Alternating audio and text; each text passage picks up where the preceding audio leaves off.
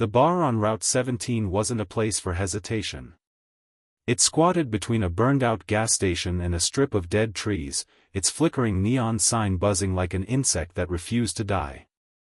Inside, the air was thick with smoke, old beer, leather, and the unspoken rule that strangers kept their eyes down.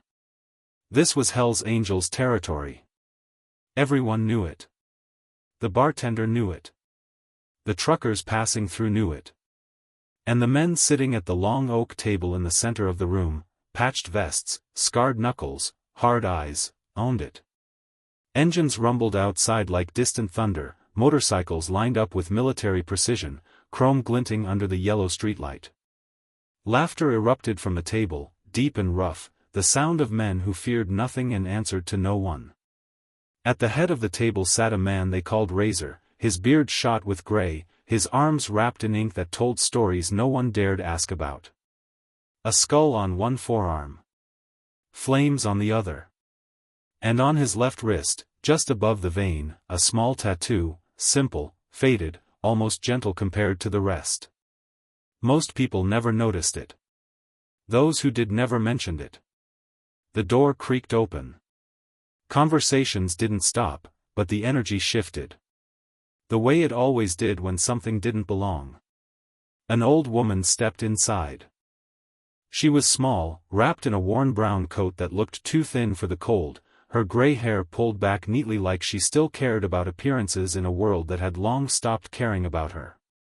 She held her purse with both hands, knuckles pale, her posture straight despite the years weighing on her spine. She didn't look drunk. She didn't look lost. She looked determined. A few of the men glanced over, amused at first. Someone snorted. Someone else muttered, "You gotta be kidding me."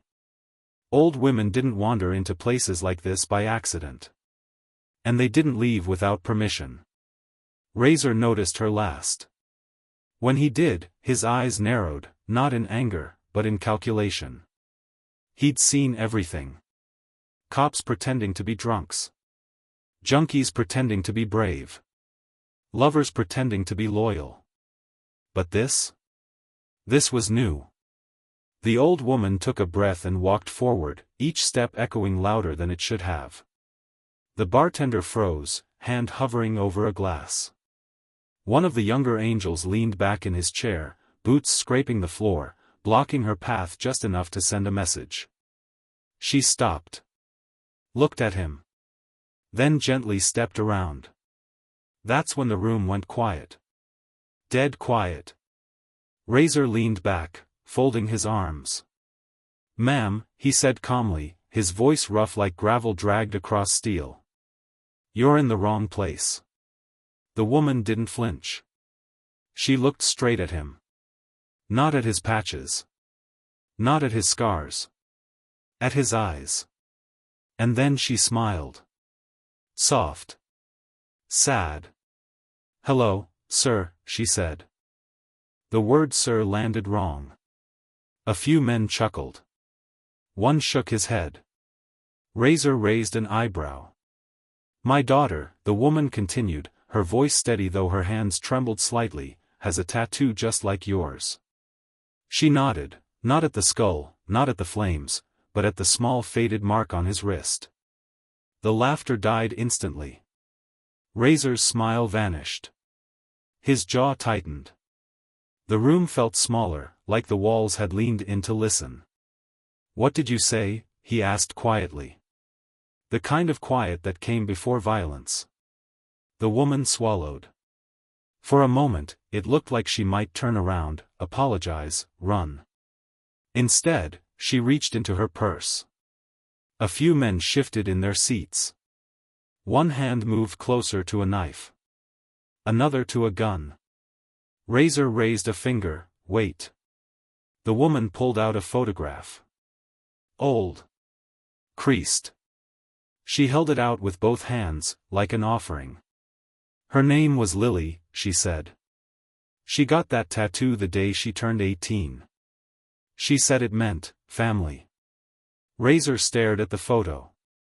He didn't take it. Not yet. His breathing slowed. That tattoo, he said carefully, isn't common. I know, the woman replied. That's why I'm here. Silence stretched. One of the angels cursed under his breath. Another leaned forward, curiosity burning through the tension. Razor finally reached out and took the photo. His thumb brushed the edge, and froze. In the picture was a young woman, smiling wide, sunlight in her hair. And on her wrist, clear as day, was the same small tattoo. Same lines. Same placement. Same meaning. Razor's throat went dry. He hadn't seen that symbol in over 20 years. Not since the night everything went wrong. Where did you get this? He asked. She sent it to me, the woman said. From the city. Before she stopped calling. Razor looked up slowly. Stopped calling? Yes, she whispered. 8 years ago. The bar felt like it was holding its breath. Outside, a motorcycle backfired, the sound sharp as a gunshot. Razor stood. The chair scraped loudly against the floor. A few men tensed, ready for blood. Instead, Razor walked around the table. Slowly. Deliberately. He stopped in front of the old woman.